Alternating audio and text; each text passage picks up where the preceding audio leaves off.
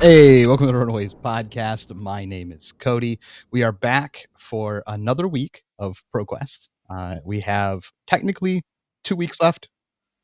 Most of us only have one because we're going to Japan, I think. But this week was pretty exciting. I think we got a couple of wins on the team, which was great.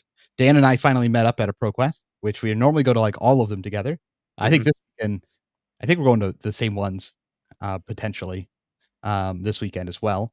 But Lucas, I heard you had a pretty good ProQuest. So how was your week overall? It was good. I got a lot of testing done, which is my actual biggest accomplishment. But I did play one ProQuest. I was class constructed. I played Zen. He's just a fun hero to play. And I couldn't play the deck that I wanted to play, which was Florian, because I couldn't find cards. But I scrambled together 78 cards, wrote 78 cards on my deck list, submitted it. Um, and then I ended up making it to the finals, and then we just split the finals after that. But it was 32 people, I think. So nice small event and get a mat. And good stuff. Nice. And Dan, we went to the same ProQuest, but you on Sunday. Mhm. But how was your Saturday ProQuest? How was your Sunday ProQuest? They were both good. I was like so tired for both of them. And I don't know why I do this every ProQuest season. I like the first week, I do great. I make top eight, I make the finals, and then I just like play like an absolute donkey. And it's because I can't think clearly because I'm tired and not really doing a lot of self care because I'm like scrambling to figure out what deck to play and doing all this testing. So I got the wake up call, as I always do, that I need to like get a little more sleep, a little more exercise. But it went well. Draft was really, really helpful for me. Like, I really haven't done a lot of drafts. I really wish I had more ProQuests, but like, I did 3 drafts, 2 during Swiss and then one in top eight. After every draft, I learned like so much, and I got so much better just from that one draft. I just wish I could keep doing it. But I went 3-0 the first pod. Then I lost one game the second pod. I was like second seed, I think. I drafted like almost like a perfect Aurora deck, but I haven't drafted enough. So I passed a yellow fry that was like apparently just like the glue for my deck. And because I didn't have that, it was like kind of difficult to play it. Um, but I lost, of course, to Michael Fag in the finals, as I do. Um, it was a good game. My deck kind of failed me, and then so did my brain and my body. So I lost that one. So he beat me. I got the play map, but nothing else. So that was draft, and then CC. I also played Zen. I think he's like really good into Enigma as expected. But I went ahead and lost early and played against no Enigmas because they were in the winners bracket, and I was like surrounded by news and victors. I'm just like, how did this happen? Um, I won 4-2 at that one. I messed up because I lost too early, but the games I played were fun. I lost to a new end. I forgot the. Oh, I lost to an Aurora. Oh my god, this Aurora game was like I've said this before, but this was probably the worst game of Flesh and Blood ever played. Not because of our decisions, just like our decks like did nothing. I would have like 2 D reacts somehow, and my opponent would just like pass, or they would like play an instant, make embodiment, pass. I'm like attack for 2 pass. It was so bad. And so I lost that one. And then he'd like CNC the next turn. I'm just like, no blocks, stick 5 pass. I like didn't draw a chi in like 7 turns. It was such a bad game. Um, I had fun though. I was just more tired than I wish I was. Yeah. I played in 2 ProQuests. I went to a different ProQuest on Saturday than you did, but I still drafted.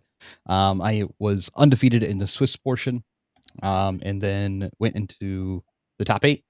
And I ended up losing in the finals. I ended up drafting a Verdance deck. I drafted Florian and then Verdance.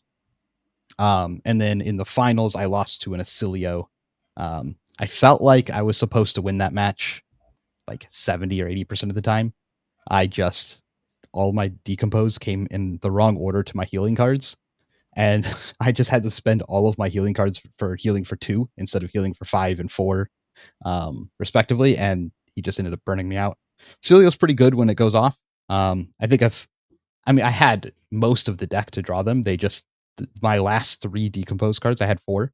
I drew the first one on turn 1, and I was like, "Oh, we're in there. Like the game's pretty much over. I just decompose one more time. My grave has earth in it already." I'm good to go. And then 6 turns later, I draw all my decompose in one hand and I die. So I guess that happens, but it was nice to make finals again. Then I went to Retro Lotus with you on Sunday. Did not get the memo that they were starting an hour later than they advertised on on the Fleshfoot website. So it's like an hour and a half away from me. So I get up super early, drive there, show up. It's like an hour and 15 minutes before the start time. And I walk in, there's 3 people in the building. I'm like, it's like, and it's supposed to be 15, like start in 15 minutes. And It I was walk sold in, out I'm like, too. yeah, it was sold out. And I was like, what's going on? And they're like, oh, we moved the start time. I was like, oh no, I just got to sit around for an hour and like 15 minutes now, which is actually going to be like an hour and a half because none of these start on time. So that was a fun start. But I ended up bringing Enigma, which is not a surprise to anyone. I played the most basic Enigma list I have ever played in my life. I was like, since I've been teching out Enigma for, months now, I was like, let me just like kind of reset to like the base version of Enigma. I just went and grabbed Pablo's list, changed 2 cards and said, I'm just going to submit this and see what happens. Went there, it ended up being fine. As it is when you play Illusionist, most of your rounds are not real rounds because what you're matching into are just like auto win matchups at a ProQuest level. So I was 5-0. I lost in the last round of Swiss, which was on stream, to a Florian who was running Tree and Channel Mount Heroic. And he ended up I was like infinitely ahead in the game. I think I was up like 20 health. He's at like sub 10 at one point, and then he ends up going like Channel Mount Heroic and Tree in one round. And then the next round is Tree, and the next round's like two like it's still a Tree again. And I was just like, oh my god, I'm at like 1 health after all of that. It was just like 3 rounds of I'm going to die if I can't figure out some way to stop all of this damage from coming in. And then he just grinded me out in the last cycle. So that was tough. I did go back and watch it. I made a couple of mistakes in the early game that I wasn't very happy about, that I think changed the outcome. They allowed me to keep more cards later in the game that should let me push heavier when he was at like no health. But that happens. I think a well-teched Florian is not as free as it used to be. They're starting to catch up in that matchup a little bit. And then play my top 8 match against a Prism. I win that one, and then I lose to Michael Fang in top 4 because he is playing Zen and I am playing Enigma. And even though my Enigma deck said you can win this, you have a chance to win this, he plays Ancestral Harmony and hits a card off the top No, of the deck, and that I'm like wins 1 him the for game. 20 over the weekend on that card. Yeah. It was just like we're like even the Enigma deck's actually pushing properly where I'm getting to do everything. I have like a sick turn where I have like a chi set. I have no chi in my deck yet. I end up double chiing, putting a chi in the bottom of my deck, blocking with my helmet, picking the chi back up, and just like going like pushing, and then he's just like Ancestral Harmony. I'm like, oh, please don't hit this. Please don't. 1 for 4. Breed Anger. 1 for 5, I Oh, assume. yeah, it was just a Ancestral, I Breed think. Anger off the top, and I was like, "Oh no, I think I lose." And I was able to get him down to where if he comes in shorter, I live an extra turn. If he has, if I get to keep more cards, he has to start blocking, and the game's over at that point for the most part. But it'd be like that. I felt good about how close it was, even though, since the matchup is pretty bad. But yeah, we'll see. I have 2 ProQuests this weekend. I think they're both CC. Which will be fun. I'm not actually sure what deck I'm going to be bringing this weekend. Might play Enigma, might play something else, but looking forward to it.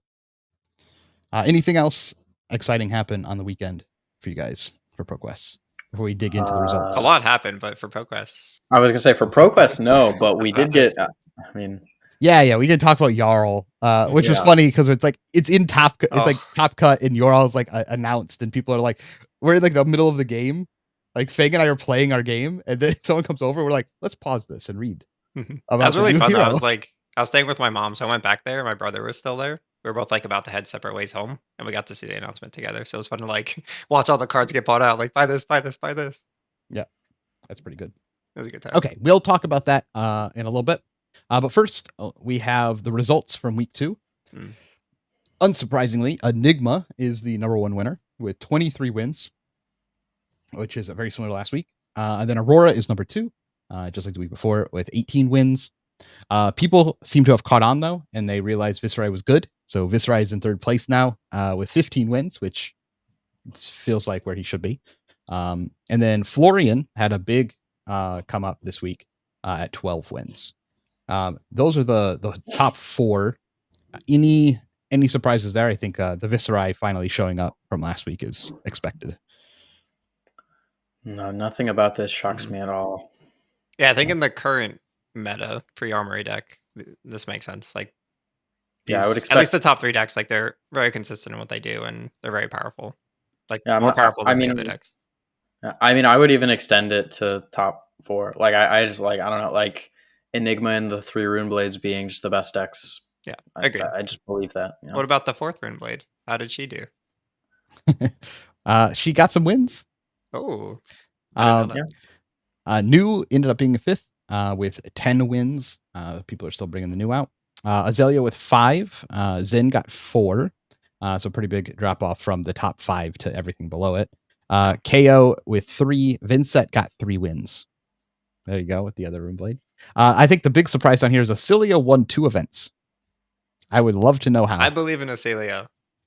Yeah, I don't want to think blow up the deck, but I got blasted by one yesterday. Yeah, I'm not surprised. I mean, it's not like pre Count Your Blessings Teklavasan where like it just almost doesn't have a win con. Like the deck is obviously broken. Well, it's just Aurora, Sometimes. but your finisher is like spells.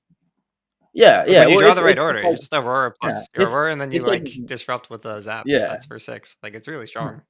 it's like very obviously a playable deck. It just Mhm. maybe isn't best at high level, but like whatever. Like you like Lightning Kano people like some of the time. Like Yeah, but still, winning is a lot of rounds of yes. drawing well or having good. It's like 3. It's like 3 rounds really. 3 and 6 rounds. Getting through Swiss is pretty free in terms of like data from Proquest that we don't know, because Yeah. it could have been like a 12 person Proquest where 3 of the people were playing Acelio. Like we don't actually know. Fair. Cool. I am not that shocked. I would expect a big shakeup going into this weekend unless no one adopts Dash.io. I was gonna say I think it's possible that Dash has like 7 wins, and it's like just like not. Dude, Yeah, I'm more I might curious to bring see which Dash.io decks this get weekend. less wins because Dash.io is there. I don't think it'll be that many because I don't think her adoption rate week 1 is going to be that high. But I guess we'll see. The Armory deck is super accessible. Obviously, Yeah. the It deck does is come out not on Friday, expensive. and the event is on Saturday and Sunday, right? But the thing is, like the Armory deck comes with so much. Like you really don't need a whole lot past that. And in terms of like money past that, you need almost nothing. Like you need the generic hats and then like Foundry Heart.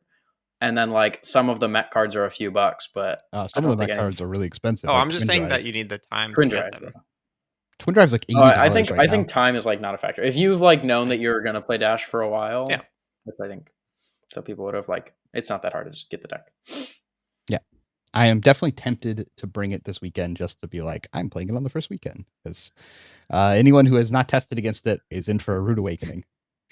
It's so funny. I feel anyone- like the meta right now, it's pretty balanced. Like there's like powerful things, there's like some polarized matchups, but like everyone's like doing fairly similar things. And then Dio's just like in the corner, just like I played 20 cards this turn, and then I reset my items, and I played 20 more cards. Yeah, but then they have no cards.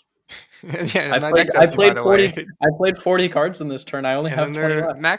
Max V, shoot pistol 6 times. It's like, okay. Well, they're it's just like chain, right? It's like I have Mhm. 6 turns. By the 6th turn, you will have taken a 35 damage turn, but turn 7's not here. So It just doesn't exist. yeah. Yeah, I was earlier today watching some of the internal videos that we have of people playtesting Dash.io, and it's I know which sometimes one it's you just watched. gross. It's just, so he was down like 30 health, and I was like, oh, this game like has to be over. And then a million things happened. Yep. He's The literally video was down like 20 health. minutes. It took like It's 20. 4 to get to this turn. Yeah. And this is the last turn. And it's just a million things happen. There ends up being 2 high octanes, I think there are, and then also 2 maximum velocities on the same turn. There was right? 3 Max V in hand at one point. I was Yeah, like, what is that? yeah. He ends up resolving 2 of them, and it's just, it looks at the stats afterwards, and it's a 40 plus damage turn to win the game. Yeah. I That's what I'm even saying. until Like the everything game, is so like mild, and then Dio's just like, I don't even know. it was like 30 to 9 or something like that before the turn started, and then at the end of the turn it was 0 to That's 9. how it felt playing against like Zen. Is like Yeah. you'd like put them sub 10 and you'd be above 30 But and you'd be like, traverses I up. hope they don't draw it. Yeah. Like, Oh, gross. dude, it's just traverse, but the cheese always there if you just believe. If It's you just always on boost top of enough. your deck. Yeah. Yeah, if you just boost enough, there will be a chi on top of your deck. Can't get fataged if you deal like 50 plus damage in a turn. Well, I mean, you can. Pretty hard. So yeah, I'm pretty excited to see what's going to happen this weekend. How much adoption there's going to be, how many people are going to be bringing stuff to respect it, and then we'll see. I don't necessarily think there's going to be a ton of Dio wins. Like I'm not going to like see it like overcome Enigma, but I would be very curious, like you mentioned, Dan, how many wins get stolen from these other decks and how many of these other decks get pushed down. Like, for example, like Verdance won the Lotus deck, the Lotus tournament that we were at. But that's because like Zen beat me. Because like so the Enigma got eliminated. He was on like the opposite bracket of all of the illusionists. And this bracket was all illusionist side. And then Fang was just like, no illusionist shall pass from this point. Because he just played Enigma, Verdance. And so I'm curious how disruptive Dash.io is into, decks that stop other decks from winning. Cool. Sweet. Anything else about this week's results that you guys want to talk about? No? Good? Wait, Okay. I do. Nope. Oh, okay. Okay. Dash IE is not going to LL. What is happening? Yeah, I know, She's right? going to survive. Like, you won like one this week? Dude, 998. One What is time for going the one on? time. We got to start testing It was a sure Dash IE thing. now. That's what I'm saying. I really don't want to. No, that's I like woke up this morning to a text from Jesse like, I want to play Dash IE this format, and I'm like, no, please I no. thought this was over. Yeah, thought we were done. We've grown past you. I don't think it wins What if that's more the deck? after the Armory deck comes out, does it? No, I don't think so. I mean, the deck gets better if you're just playing that and you don't want to play Dio. So maybe. Yeah. Maybe that's the deck. That's the world's deck. It's Dash IE with Cerebellum processor. I don't know if that's actually good. Who Probably knows? not. No one's tested this because everyone thought it was going to go away, and then no one played it. No, I don't intend on testing it either, honestly. Someone's going to win Worlds because not one Worlds player has tested against Dash IE of any of their decks. And there's one person who's just like, I'm playing it no matter what, that they're winning Worlds. Yeah. Speaking of Worlds, we are a couple of weeks away. And I still have no idea what I'm playing. I am now between several decks, as you guys know. But for the audience, I'm not locked in. I don't know what I'm playing yet. Meta is very hard, I think. Have some pocket picks. Trying to do everything in my power not to play Enigma. I don't want to be that guy. Trying to do everything I can do to not play that deck. It's funny because it's like the safest lock too. You can just like ship that right now and focus on draft and everything else. And like, it's not wrong. Like, it might not be the best possible choice, but it's a good choice, right? Yeah. It just doesn't feel like a tournament winning deck, right? Like it feels like you're just going to take it because it's safe and you'll probably do well. And if luck's on your side, you should do the thing. Yep. Maybe you're the guy that is the 75th Enigma there that actually tops and the rest of them don't. Like Enigma's going to top 8, surely. Yeah. But you're just hoping you're the one of 75 that does it. Right. Like, that's not normally what wins tier 4 events. This is our slow progression from Cody saying I'm not going to play Enigma to now he's like I'm trying to do everything but Enigma, and then next week he'll be like I'm inching towards Enigma, and then by Worlds he'll be like I should have just been playing Enigma this entire time, and then by Worlds I'll be playing Florian. Yeah, no, I think you're right though. There's like the whole like top 5, top 6 from this week's stats are like all completely reasonable, and then you throw I probably could have guessed it in order. Like, no, I meant like in terms of like choosing a deck. Like that's like I'm looking at all those still. It's like time's kind of running out. Yep. Should I mean, really the do real some more question is just drafts. like how much Dio is at Worlds? How many people swerve off decks because they can't beat Dio? Or how many people just stick with it because they think they can beat Dio? Like we don't, these are all severely unknown. Yeah. So it's like, what is player behavior going to be based around their testing in the Dio, how much they think Dio is going to be there, and if they're right or wrong on their matchup spread into that deck. Yep. Yeah, we already talked about it, but this armory deck is so disruptive for this Worlds prep. Like Mhm. the meta's like starting to converge a little bit. Like we're seeing these top decks, and now we have like some new players like Florian showing up. But then the meta just completely changes next week, and that's the last week. So it's like pretty tough. Yeah. I mean, because like Aurora shouldn't be as highly played. It's not as very good into Dio. Yeah, but like maybe it will be. But maybe it like, still will be anyway. you Yeah, don't that's know. that's Yeah. the, that's I thought you the were saying funny part. currently. I was like, Yeah. I don't know. That deck's like really good. No, Yeah, I I just agree. meant Once at Dio comes Worlds. out, Yeah. it's harder to justify Aurora, I think, unless you like figured something spicy out, which would be cool. But I'd be very confident in that Somersault control. prediction. That's I'd be like very confident in that prediction if Dio had come out 3 weeks ago. Yep. But since Dio's just coming out now, I wonder like if there's the people who are going to bring Aurora. It's just like I'm still bringing Aurora. I just don't, Yeah, I mean, if they assume low adoption for Dio, right? Like, I don't see why you wouldn't. It's like Yeah. such a strong aggro deck, and it's got these really cool tools on defense and for like fatigue matchups, and it's good into CYB and all that. Yep. Yeah, not that CYB is a real thing, but Maybe. Maybe. I would not be surprised if there's a CYB in top 8. Yeah. It should lose after it gets in the top 8, but I would not be surprised if a CYB makes top 8. I'll eat a shoe. Yeah, do not say that. No, do not be that guy. It's only 9 cards. It could just be in the sideboard and never played. No. You don't want to do that to yourself. Yeah. You might think you're the main character, but if you make a bet like that against the universe, it will tell you are not the main character. I have made bets at Pro Tours before that have not paid off. Yeah. Okay. I did want to talk a little bit about the draft format. A lot of people are experiencing draft right now, whether they've been testing for it a lot or they're just going to Proquest and these are their first times playing draft. But after getting some more draft under your belt, I know we initially were pretty high on this set as far as draft goes. What's your current opinion of this draft set? I'm like super high on it, and I'm gonna like 05 drop. I don't feel good about it at all. My record is actually pretty good, but like I never understand. Like every time I like 2-0 or 2-1 or like 3-0, I just look at my deck and I'm like, I don't know why this is better than the deck I 0-3'd with. I thought that one was better. Like I don't understand the difference. But I think it's like I think depth in draft is a pretty big deal. And I value it really highly to how good a draft format is, like how much prep pays off and how much, work you have to put in to master the draft format. I really value that. And I think this set is the deepest draft format we've ever had. And it's not close in my opinion, at least. I think you can make an argument that Miss Vale was better, more fun.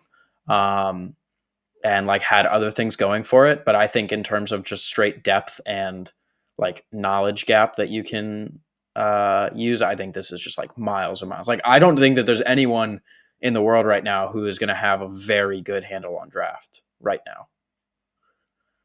I mean, I can sort of agree with some of these points. I think you're definitely right to say that it is incredibly deep. The format is very deep. I don't think that depth is realized all the time because of how some of the games play out. Quite often in this draft set, you will play a game and win, and you will just be like, well, if this card or in this card came in a different order, I probably lose. And that doesn't have much to do with the actual skill in the draft. I think the games are pretty volatile, but not always. Sometimes you're just like you execute your proper game plan that you started the game with, and you just win, and you're like, this is exactly how I expected this to go, and it does. Other times they go red cussing red dirge, and they invalidate the whole game on turn 0 or turn 1. And it feels like the skill in the draft format is trying to figure out when you can take picks to like mitigate those bad matchups, right? Like if like dirge cussing combo is something that your deck is weak to or could lose to, then maybe you're supposed to take that red polarity higher than you were supposed to before, because that's like a way that you can try and counter that to put it in your deck. But in a lot of cases, taking the red polarity is just like negative, because you don't get them late, you get them early, and you're giving up a very valuable pick for them. So actually, what level is this good at? And I think all that stuff is really good. I just quite often find that I don't think the the depth is realized because the games are a little volatile. However, you can, like you said, outskill people pretty handily in this format. Yeah, that's where I wanted to go to. I think, yeah, overall, I think it's definitely a good draft format. Like, Yeah. one of the best by close, or by far rather. I still think sealed is better, but I can get to that later. But yeah, I think like the matchups are very high variance in terms of like how polarized they are. Like, if you don't have the tech for this matchup, you're just screwed. So I feel like we could use like one more card per pack to like get that extra tech card, because it's just so important in this format. But to your point, like, it's also, maybe I could just be drafting better, and like maybe there's a deck that covers all these bases that I just haven't found yet, and I can completely buy that that's true. I also think, like Cody's saying, like the draw sequence is like so impactful, like in this format. Like, you have the tech cards, but then you also have like your earth cards. You could draw like your all of your rune chant generators before all of your earth cards and all of your decompose, and it's like, how do you navigate this? But I think that also opens it up for like a ton of skill expression, because like it feels like in most games something goes a little awkward on each side, and it's like, who can navigate this better? If one deck just does the thing and draws perfect, like, they win, and that's card games, right? Um, so yeah, I'm like somewhere in between. The set is like very good and the best, I guess, or like between like good and the best. But I think as I get better, I'll think the format's better. So that's probably a good sign. Yep. I mean, I think this set is great. Yeah. It's so great that I think I'm bad at the set. Like, I just think I'm bad at the draft. Every time I think of like things I could have done better, even if I have like a decent formula or things I could adjust to. I've found it getting a lot easier to read packs. Like, read your seat feels pretty easy in this format. Once you've done it. However, actually configuring the deck to be a functional pile is significantly harder, and you don't get immediate feedback if you made good decisions or not. You'll like play your games and you'll be like, I went 3-0, and you'll be like, but I don't think this deck was that good. And then like you'll draft like a god deck and you'll go 3 and you'll be like, but this deck was so good. And it's just like When you don't get the and immediate feedback of you made a mistake. you also have this weird thing in this format where like archetypes make the signal reading kind of unique. Yep. Because like there's cards that are just like there's cards that are shared in so many ways, because it's like you can be in the open wizard seat or the open runeblade seat or the open earth seat. It's kind of weird like how it's exactly supposed to go, because there's just like certain cards that certain heroes want more than others outside of just the class problem, right? Like Flash is better in Acilio than it is in Aurora, right? And so I think it just like makes the drafting itself really complex and kind of unique, where we haven't seen something quite like this before. We've seen like Bright Lights where all the cards are playable by everyone, and we've seen formats where there's a lot of shared cards, but nothing as unique as this, where like there's so much overlap and so many different synergies. This is also the first format where I feel like I feel okay about it. And when I say I don't have a handle on the format, I mean the format as a whole. Whereas like with past draft formats, I might be like, I don't think I'm very good at reading my seat, or I don't think I'm very good at playing this hero. But like you have the option to just like, I'm just going to head down Force Warrior and heavy hitters because I don't know what else to do. And it's like fine. And it feels like this format, you don't really have that. There's not like a Force Florian and you're just going to like be able to 2-1 a bunch of the drafts just by being a good player, which I think is a good thing, right? Florian It might makes be the draft more. exception.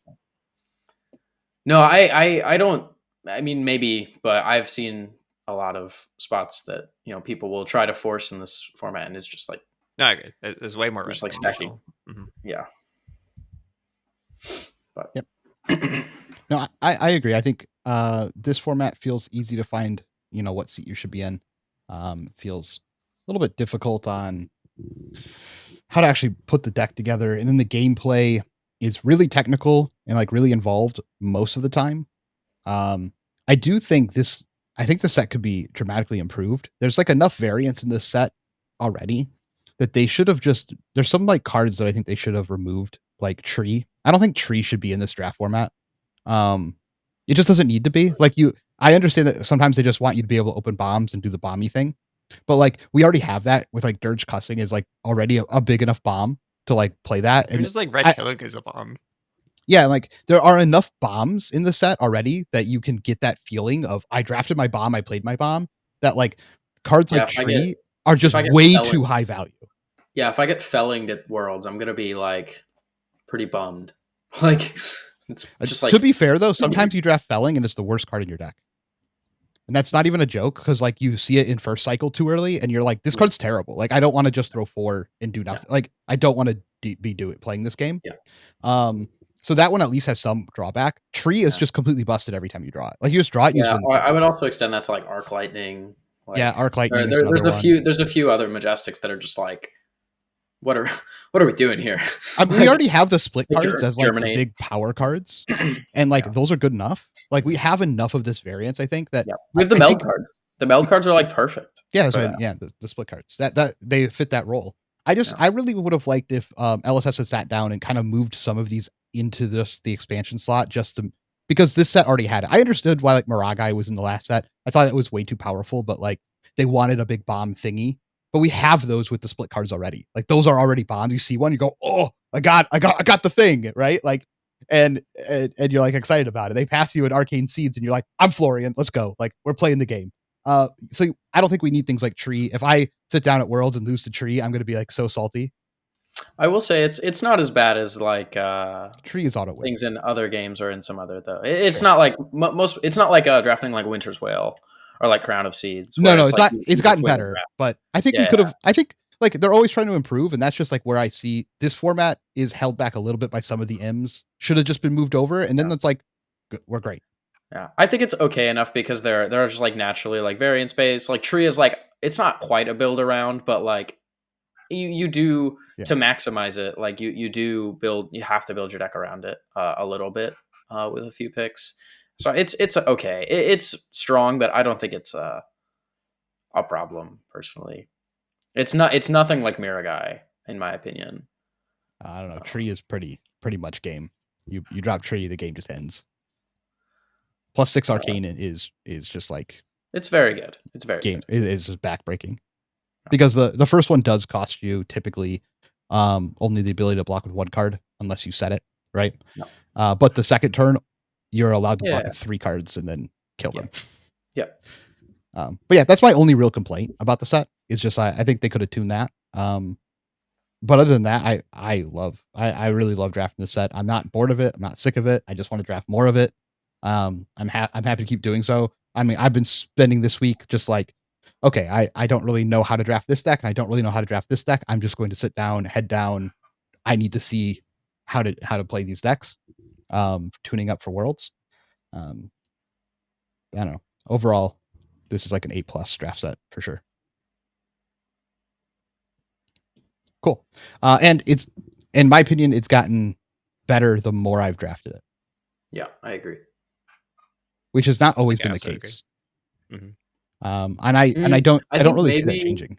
I think maybe like week 0 to week 1 drafts I thought were very, very good quality. And then maybe it dipped a little bit. And then once we kind of figured out the initial like divots, like when there was a period where like some people knew that you could draft mono wizard cards and some people didn't, it felt a little bad because everybody just like had the most ridiculous, like, yeah, I had 15 red zaps. And like no one was teching for it. Yeah.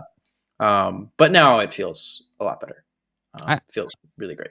Yeah, I was just the opposite. I didn't like this format when I first started drafting it. And I've just slowly started liking it more and more and more and more the more I draft it. Mm-hmm. Which is a little different. Cool.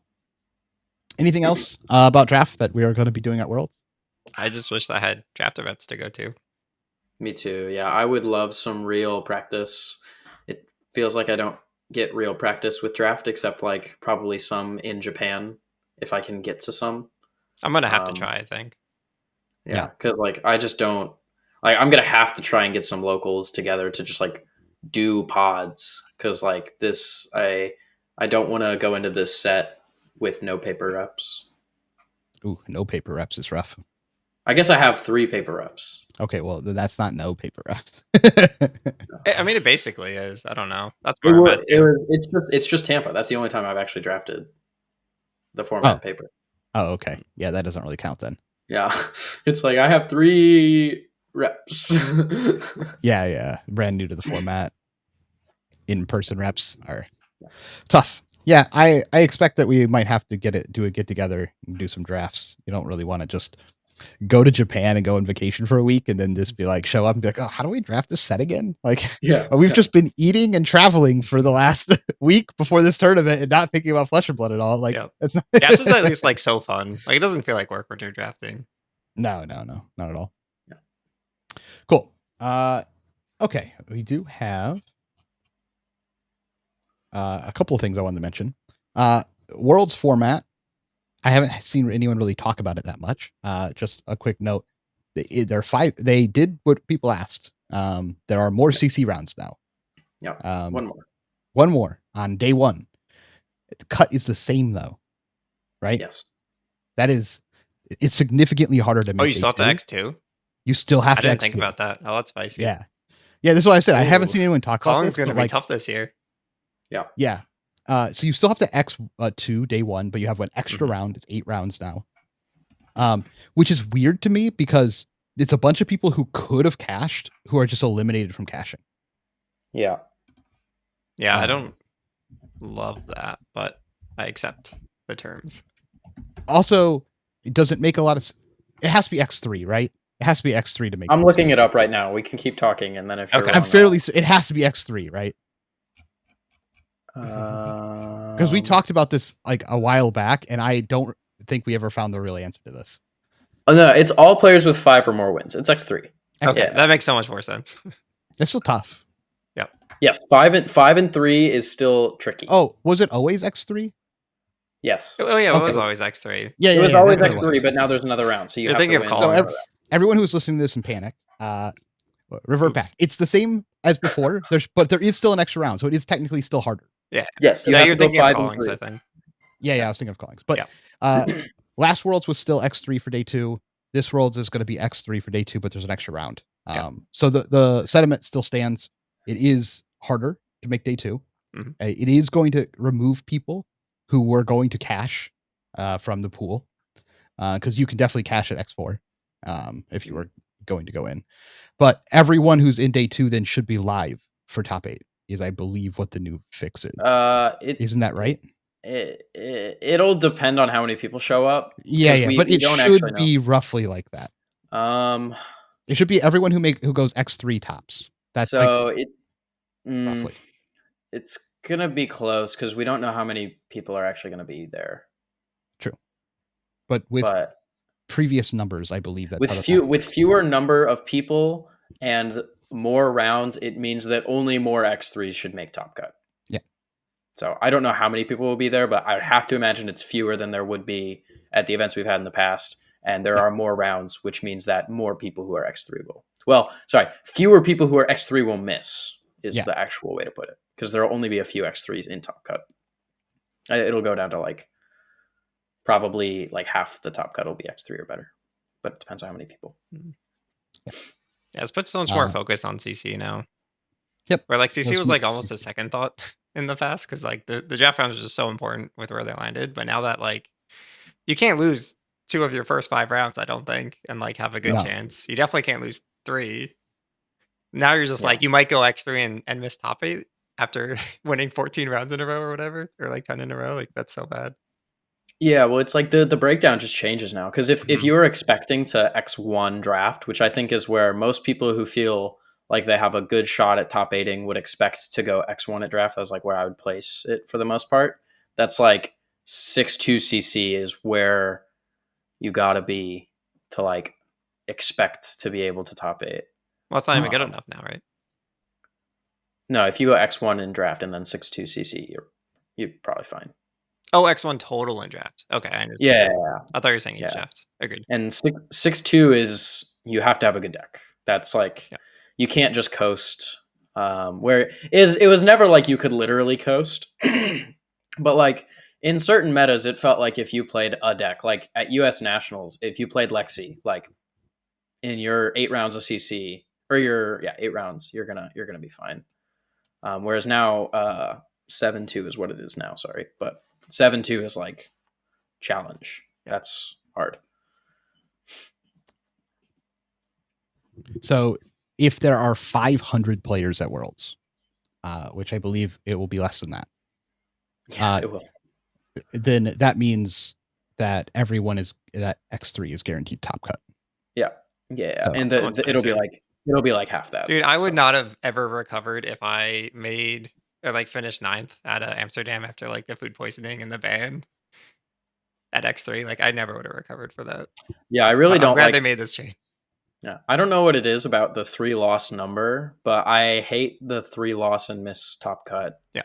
Number. It's just like that number feels so bad at these events. Like Yep. if you went X4 in a 16 round tournament, or like a 15, 16 round tournament and you miss, that sucks, but whatever. But like going 14 rounds, going X3, it just feels different. I don't know. I don't know if it's like I think it's a practically good change. but as someone who has done that and got 9th at a Pro Tour, I can agree it does not feel great.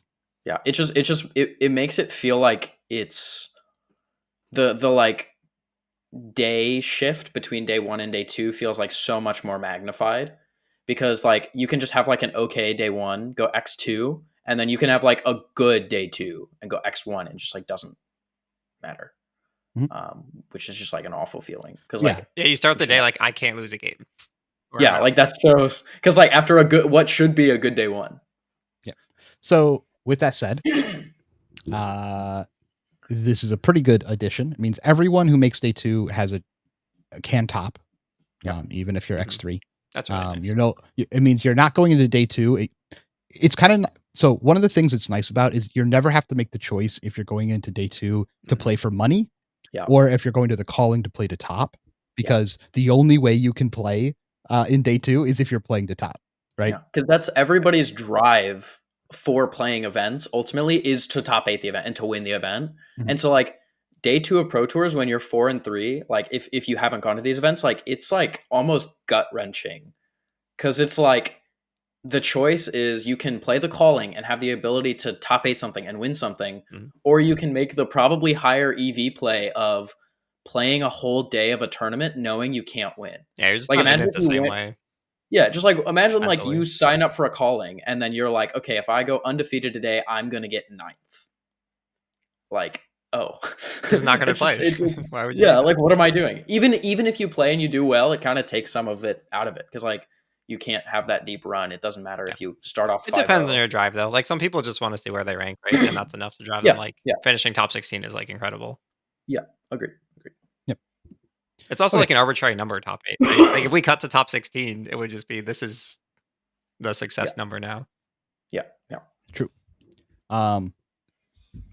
Okay. So let's talk about Jarl just a little bit of Jarl. Oh, the game is ruined.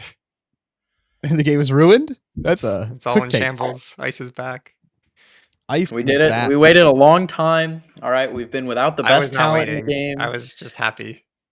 It's okay, you guys. You can rejoice. We're back. We're back giving frostbite tokens and swinging hammers and block it with stalagmite. Surely they're gonna unban Belittle, right? so that we have some counterplay to Ice being back on the Nope. aggro side. Nope. My I actually think that'd be fine. My favorite part of all this is everyone's like, "Oh, his hero ability is pretty well balanced," and I'm just like, "Yeah, but the ice cards aren't." Yeah. I think his hero ability is like super cool. I'm down for this. Is the way you get frostbite. I actually think steps his hero ability. People are kind of sleeping on it. I think his hero ability is just like broken. Like that ability is like so ridiculous. Yeah, Like, no, it's very spooky. good, right? But it's like you can still just play Blizzard, right? Like you know yeah, what I like you can just play Blizzard and it triggers the guy. You can play Winter's Bite and it's just Lexi every time you play a bite from anywhere. Yep. Like, I like that currently it feels like there's counterplay, like to like not allow your equipment slots to be empty, but I'm concerned that That's like not a real thing that you can really But it kind of mitigate. feels like he doesn't care if your equipment's Yeah, gone like, because the whatever. ice cards are so good that you're gonna play them anyway. And then eventually his ability just becomes on, and you're like, now everything's even better. Like, Well, it's like Icelander, but you didn't just have to play blue ones, which Mhm. obviously a lot of the good ice cards are blue anyway, but like you get to play other ones now and they still give them frostbites. And so like everything is just better. And like it stacks as well. Like late game, like you just go like Winter's Bite, give you a frostbite. Channel like Frigid, give you a frostbite. Go. Okay, so your turn's done anyway. Back to my turn. back to me. Yeah. I think the best part about this hero is that I don't have to think about what deck to play anymore until the next ice hero comes out. Yeah, me too. I'm locked for And he gets London. Earth. He also has Earth. Yeah, that's the It's funniest so part about this hero. wild. It's got to be on the weapon, right? Like that's got to be the Earth synergy. I feel like it should be. The Earth synergy is It's so just funny the Earth though. cards. I sent a message to like a bunch of different groups of people right after he got dropped. I was like, this hero can play Felling of the Crown, Channel Lake The list is Frigid, just Hypothermia, Oakenold, Spinal Crush. whatever the Earth This chest hero, is called. yeah, this card it can play Barkskin. Barkskin. Like He it's so can play ridiculous. It the can play decompose mini Stalagmite. game if he wants. Yeah, it's just like actually the most like ridiculous Like thing. surely Like, we're gonna unban Belittle though, right? dude, like Felling and Channel Lake Frigid in the same deck just feels like cheating. Ugh. Like come on. I'm gonna miss the days of like perfect deck math so that your ratios are good. Yeah. Decks that can play Doesn't one of 51 his red cards. doesn't one of his auras also search for Mangle and put it in the One of his block cards. Oh, He it's has a a block block Oh, card. it's a Four. block card. Yeah. It Block blocks four 4 tutor. and then well, it's kind of tricky because you have to play Mangle, and Mangle's not great. Yeah. And the other weird part is that since it's a block card and you don't have Crown of Seeds, you have to block with it as soon as you draw it. And like knowing the spot that's where the Mangle's going to be playable is kind of tricky. And a lot of hands end up just being like, well, I don't really do anything, so I'll block with this in another card, and then I'll pitch 2 cards to Mangle. And it's like, I mean, it implies you're playing tectonic Fine. plating, right? yeah, but then it's like you have to make a thing every But turn. Mangle's just an 8 for 4, right? With an on hit. Yeah. On hit, it destroys an equipment with a -1 counter. So it's like block 7, throw 8, and Yeah. on the worst side. Or basically. pitch 2 blues, count your blessing after. Sometimes You know? Sometimes isn't it block 10, throw 8 off Tunic? It's very powerful. And it's like You just have to put it just Mangles in seems your good. deck. Yeah, you have to run Mangle. And also draw sequence is kind of awkward because like you don't have Crown, which is a big deal. Like if this hero has Crown, like this hero in LL, I actually think is very powerful because you get Winter's Will and Crown. But like Crown is a big deal for cards like this because you just can't, like, when you draw the Mangles first, you just have a bunch of inflexible 4 block cards in your deck, and you just drew a bunch of Mangles, and Mangle's not that good. Yeah. But who cares? The card's broken. So Yeah. No, I don't know. I'm excited. Right now, I'm still in the excitement phase. Like I'm He just doesn't happy exist to have in like my mind yet. He's like the Guardian and stuff back. But I could see him being a terror. yeah, I'm excited. How can he not I just be? love Ice. How can he I love possibly not be a playing with- terror? I love playing with Ice and against Ice, so I'm very excited. I enjoy Flesh and Blood more when there's Ice in the game. Yeah. Enigma is probably going to be very happy if this becomes meta. Seems likely. Mm. But it But also he can it's play kind the of tree. Yeah. How's he Dude, dealing, how's I he want dealing them to- Arcane though? He'll figure it out. I really want them to give him like one way to do Arcane, just so that the tree is like relevant. Bramble Spark is Rimblade, right? Yeah, There's no legal ways for him to that do makes Arcane sense. Silly that I ant can tree. think of. There might be like a random weird generic. But Stalagmite is back, baby. oh yeah, Dude, ugh. I miss Stalagmite. I'm ready It's to kinda complain funny, about that- this that card card- again. The fact that card's in Classic Constructed is wild to me. Like that feels like such an LL card. Like Yes, what? it is. The fact Like, that it that card- lasted in Classic Constructed is just wild. Wait, when does this come out, by the way? Soon. It's November. It's like end of November. It's not legal for the It's US calling that CC Portland. Yes. It's not legal for it's not. Portland. If Yeah. it was legal for Portland, I might have actually gone to Portland. Oh, it would have been pretty exciting, I think. I would actually be down for that. No, it's like right after Portland, I think. I just realized today I have 4 extra vacation days that I haven't used yet, and I know You going some to of the Chicago? I know at least one of them is going to Chicago, Okay. but Are you now I have skipping 3. Portland? I planned on skipping it because flights sucked, and I thought Oh, okay. we were I going to had really have good the flights. realm. Bro, I that's thought like anti every conversation you and I have ever had That's what about I'm flights. saying. Oh, I never thought we mind. were I thought we were Dude, going to have this a is Cody. 50-day realm event that Yep. kind of got canceled, and so I was saving days off for that because it's a Friday event typically. But Dude, if that's not happening, then I can go to Portland. this is Cody. I don't care how much it costs. Get me there without a layover, Williams. Yeah. Complaining about flights Yeah, to Portland. it's a domestic calling. You have to go. Yeah, come on. That's the rule. There are rules, man. If it's a battle Well, hardened Yeah. you can drive to, you There's go. also if the PAX choice Unplugged, Cody. was I don't know if you saw that. if the choice was this event, this calling, or the Realms event, then I was Right. going to go to Realms instead. But now that Realms looks to be canceled, Yeah. I'll I'm probably be still I'm going to still this waiting event. for that announcement because then I'll be going to PAX. They'll have some What is in ProQuest PAX? pluses there. Oh, ProQuest pluses. Yeah, it's the Friday and Saturday ProQuest Plus at PAX Unplugged. Oh, okay. I also just love PAX Unplugged. Yeah, might go to that. I mean, it's literally in I would Philly. be concerned if you didn't go to that. Fair enough. Okay. So scared about y'all, but excited. I know so many people are excited. We had to pause our game in our top 4 just so we could read I mean, it. they just love doing wild shit. Like whether it's like good for the game or not, at least it's exciting and everyone's going crazy. Bro, ice is the best thing that's happened to Flesh and Blood since Ice the first time. It's such a bad take. I, for one, currently welcome the Ice Overlords to come back, and I would love to play Sledge Mirrors again. Can we play Sledge Mirrors again? No, I'm Anathos of Ambrace Mirrors. yes. I don't know if that applies as much anymore, but It was about possibly. sending a message of 2 damage. It was Yeah. never about the prevention. Okay. A couple of questions here from our podcast questions. These are asked by members of our premium Discord. If you'd like to be able to ask questions on the podcast, watch videos of the various decks each month, ask questions of the team, or find people to practice with, feel free to join the link below. Renzo asks, when you guys go abroad for tournaments, how do you handle the jet lag? He said he had a hard time when he went to San Jose and want to be better prepped for Osaka. I I'll handle let you guys it. answer. I handle it very, very poorly. No, my thing is like I like people typically extend their trip after the event because you want to like focus on the event and then play the event and then relax. I usually go up to a week early so that I can adjust to the time zone. There's like other things you can do to like I don't know. I've done a lot of research, but I'm kind of lacking on it. But you can like if you like don't eat for 24 hours and then do your flight and stay up, your like body clock resets. Do more research though. That wasn't a very good um yeah.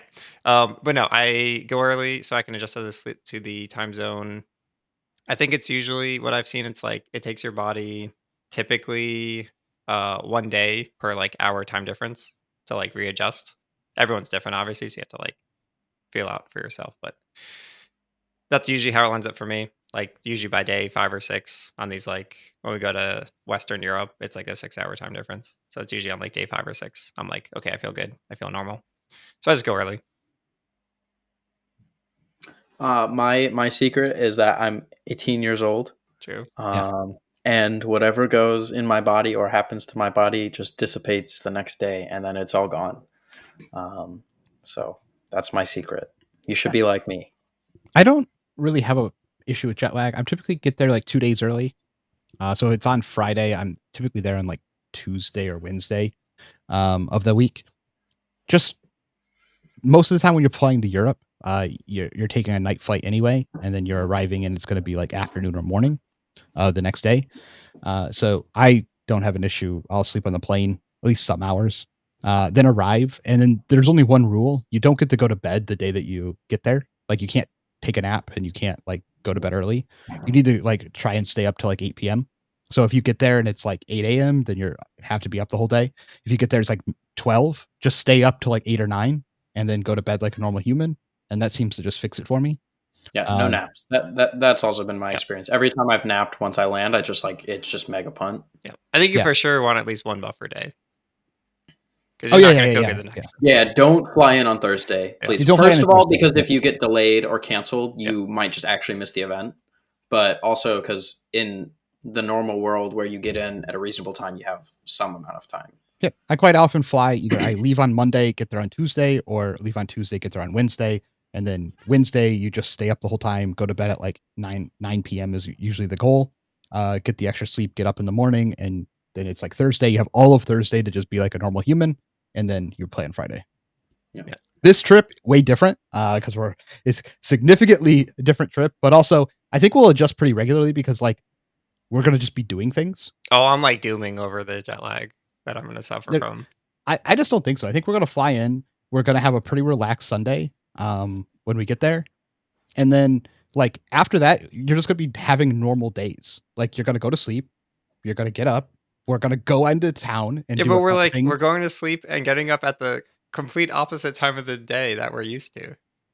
Yeah, but No, actually, I but agree with both of you. we're arriving at noon. So if we arrive at noon or 2 or 1, Yeah, that's like 1 a.m. our time. it doesn't matter. We're just gonna stay up until like 10 and go to sleep at 10. No, I actually think you're both right because I think Cody's going to be fine, and I Yeah. think Dan's going to be like violently ill I agree. for the first 4 days, No, and then I'm, he's I'm going to wake up intending on to do a Friday. lot of napping in Japan if I need to. I will not let you nap on Sunday. I'll just poke you. No, Like, not when you're I allowed to sleep. land. That's just silly. Yeah. But every other day, I'm probably gonna take a nap. Just make Well, sure I get enough you sleep. should be able to sleep on the plane. I don't know if I will. I have a middle seat next to you on the plane, so I got to figure that out. Yeah, because I got to sleep at some point in this 14-hour flight. Yeah, that's my biggest fear, just not sleeping at all. Ugh. I'll probably play Talisher on the flight, to be honest. Yeah, we can play games. We'll just put the True. tray down and then just don't look at my hand. Yeah.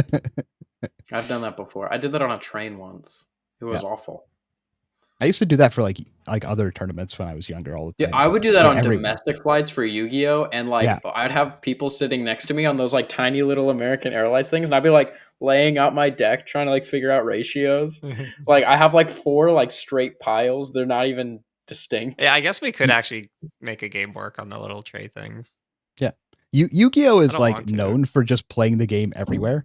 Like you just the most random places. If you ever played Yu-Gi-Oh! You have played in like I've played Yu-Gi-Oh! You played on ledges. You've played it. It doesn't matter where it is. You have played Yu-Gi-Oh! At some weird spots. I've played Yu-Gi-Oh! Almost exclusively on like a gravel basketball court across from my house.